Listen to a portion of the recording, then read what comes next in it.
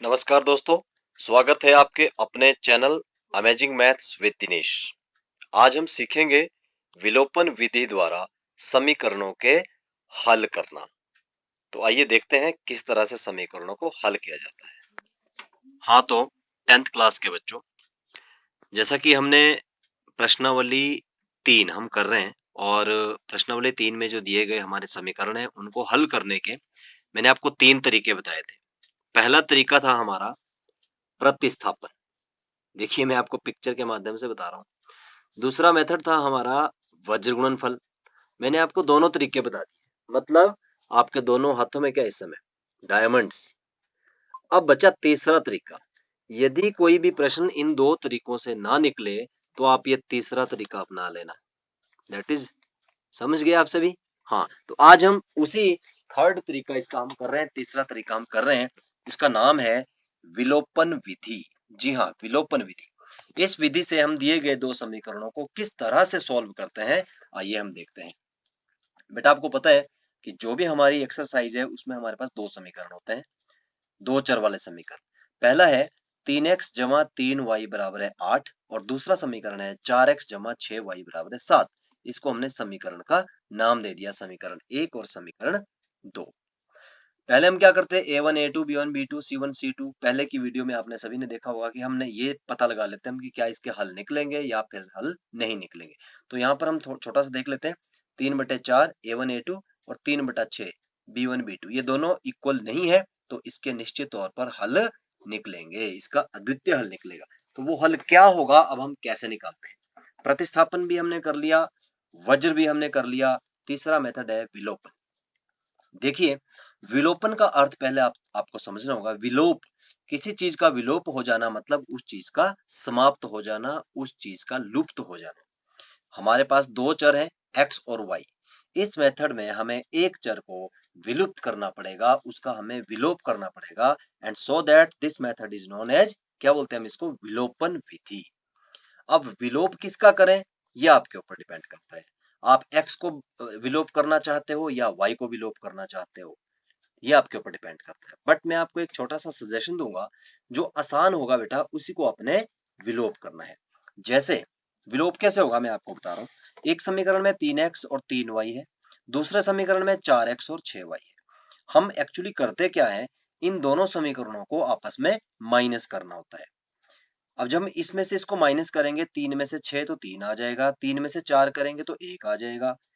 तो हमें क्या करना पड़ेगा, किसी एक चर को, चाहे वो x के चर हो या फिर y के चर हो, इन दोनों के जो गुणांक है हमें उसे बराबर करना पड़ेगा। बराबर कैसे, जैसे यहाँ पर अगर 3 है तो इसको भी हमें 3 करना पड़ेगा।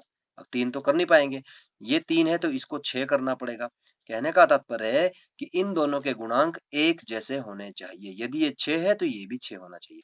ये 3 है और ये 4 है, तो कोई ऐसा अंक जो इन दोनों को बराबर कर लेता हो, हम उससे गुणा भी कर सकते हैं और भाग भी कर सकते हैं। जैसे समीकरण 1 हमने देखा, 3x जमा 3y बराबर है 8 और समीकरण 2 4x जमा, इसमें कोई भी सदस्य अभी बराबर नहीं है।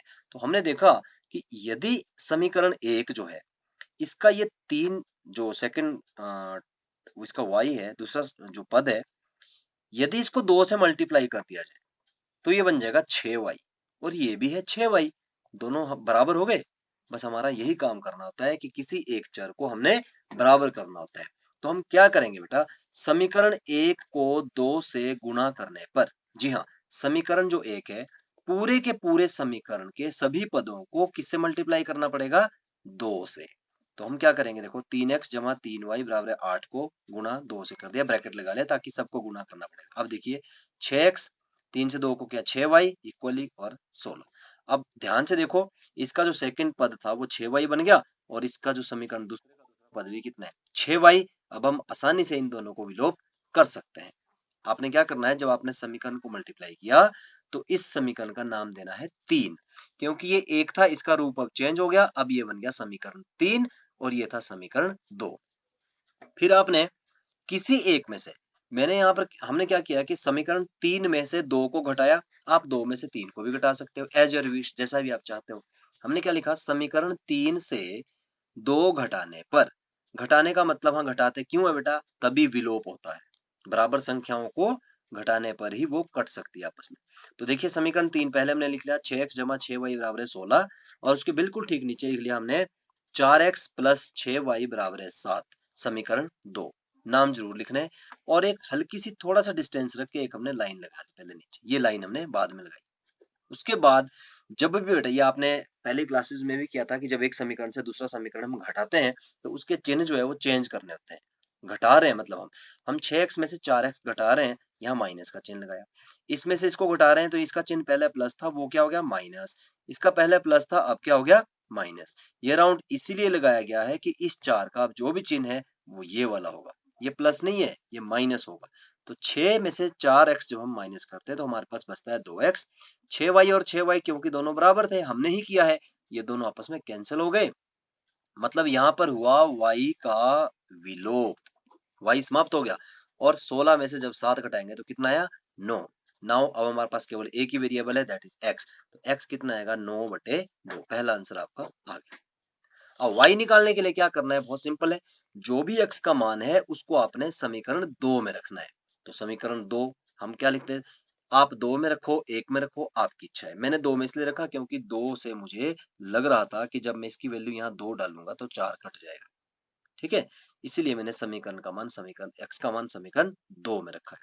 तो 4x प्लस 6y था, x की जगह 9/2, 2 से 4 कट गया, 9 दूने 18 प्लस 6y बराबर है 7। आगे तो सिंपल है 6y बराबर है 7 माइनस 18 और y बराबर है लाइक दिस। सो अतः हमारे पास दोनों इसके जो आंसर है वो आ चुके हैं 9/2 और y बराबर है 11/6।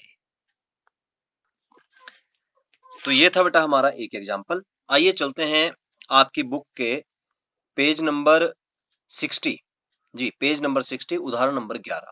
उसमें लिखा है कि एक व्यक्ति की जो आय, दो व्यक्ति हैं उनकी आय का अनुपात है 9:7 और उनके खर्चे का अनुपात है 4:3 और दोनों की जो बचत है वो 2000 रुपए है। तो हमने इसका समीकरण बनाया, मैं शॉर्टकट में कर रहा हूँ। 9x उसकी आय है और इसकी आय है 7x। इसका खर्चा 4y, इसका खर्चा 3y। तो आय माइनस खर्चा ये होती है बचत। तो ये पहला समीकरण बना हमारा 9x माइनस 4y और ये 7x माइनस 3y। अब हम इसको भी विलोपन से हम सॉल्व करना आपको सिखाएंगे, बहुत आसान है। यहाँ पर देखिए 9 है 7 है 4 है 3 है, कोई ऐसी संख्या नहीं है जिसको मैं 3 से मल्टीप्लाई करूं 4 के बराबर आ जाए। तो ऐसे क्वेश्चन में हमने क्या करना है, बराबर भी करना है, आपकी इच्छा है। आप 9 और 7 को बराबर करो चाहे 4 और 3 को। तो बेटा हमने मैथमेटिक्स में क्या करना होता है, we have to become worksheet. हमने काम को चुराना है, मतलब छोटा काम करना है हमें। तो छोटा काम क्या है बेटा, यहाँ पे सबसे आसान क्या हो सकता है, यदि मैं समीकरण 1 को, जी हाँ पूरे समीकरण 1 को 3 से गुणा कर दूं तो मेरे पास आ जाएगा यहाँ पे 4 तिये 12। और समीकरण 2 को पूरे को मैं मल्टीप्लाई कर दूं 4 से तो ये भी हो जाएगा 4 तिये 12। तो ये टर्म बराबर हो जाएगी, इसको हम काट लेंगे और हमारा x आएगा, उसके बाद हमारा y आ जाएगा। तो मैं शॉर्टकट में कर रहा हूं, समीकरण 1 जो था उसको मल्टीप्लाई किया मैंने 3 से और समीकरण 2 उसको मल्टीप्लाई किया मैंने समीकरण सॉरी किससे 4 से। तो समीकरण 1 को जब मल्टीप्लाई करेंगे तो किस तरह से आएगा, 3 से 9 तिया 27x माइनस 4 तिये 12y बराबर है 2 तिया 6000। ये बन गया समीकरण 3। थोड़ा दूर लिखना है आपने।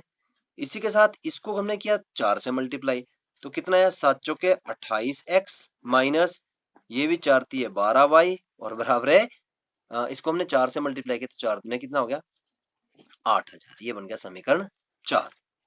अब हमने क्या कर दिया, समीकरण 3 में से समीकरण 4 को घटा दिया। आप यहां लिख सकते हो राइट हैंड साइड में कि घटाने पर, जब घटाया तो इसका चिन्ह हो गया माइनस, इसका चिन्ह माइनस था इसका चिन्ह हो गया प्लस, इसका चिन्ह प्लस था इसका चिन्ह हो गया माइनस। तो 12y और 12y एक प्लस एक माइनस दोनों हो गए कैंसिल। बिल्कुल सही, ये कैंसिल हो गए। 28x और 27x, 28x में से जब 27x घटाएंगे तो बड़ा है ये आएगा माइनस x इक्वल टू परली साइड माइनस 8000 और 6000 ये भी बन गया आपके पास माइनस 2000। माइनस से माइनस कैंसिल हो गया, आपके पास x इक्वल टू 2000। x के मान आ गया।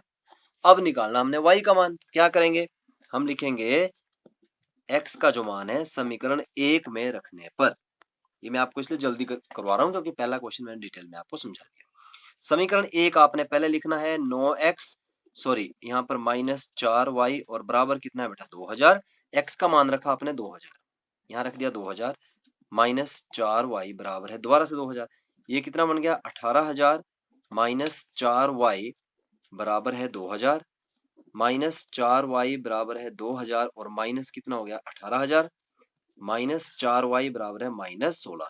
आई थिंक आप समझ पा रहे हो, माइनस से माइनस कैंसिल हो गया और y इक्वल टू 16000/4। जब इसको कैंसिल करेंगे तो y कितना है आपके पास 4000। नाउ हमारे पास x की वैल्यू भी आ चुकी है 2000 और y की वैल्यू भी आ चुकी है 2000। अब आप उनकी आय भी निकाल सकते हो आई थिंक, क्योंकि उनकी आय कितनी थी 9x, दूसरे की आय कितनी थी 7x, तो उसकी आय देखो 9 गुना x, x था आपके पास 2000, तो 9 की वैल्यू मतलब आय भी आ गई 9 दूने 18000।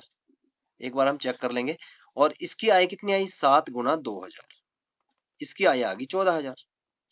अब यदि हम खर्चा देखें वो था 4:3 में, 4y 3y, तो y कितना है आपके पास 4000 और यहाँ पर भी 4000, 4 चुके 16000। ये देखो अगर हम पहले वाली आय के साथ खर्चा जोड़ देते हैं तो इसकी बचत भी हुई 2000 और 14000 में 4 तिये कितने होते हैं 12000। यदि हम यहाँ पर भी 12000 लगाते हैं तो इसका आमदनी भी कितनी हुई 2000। तो इस तरह से हम बेटा ये क्वेश्चन करते हैं विलोपन विधि वाले।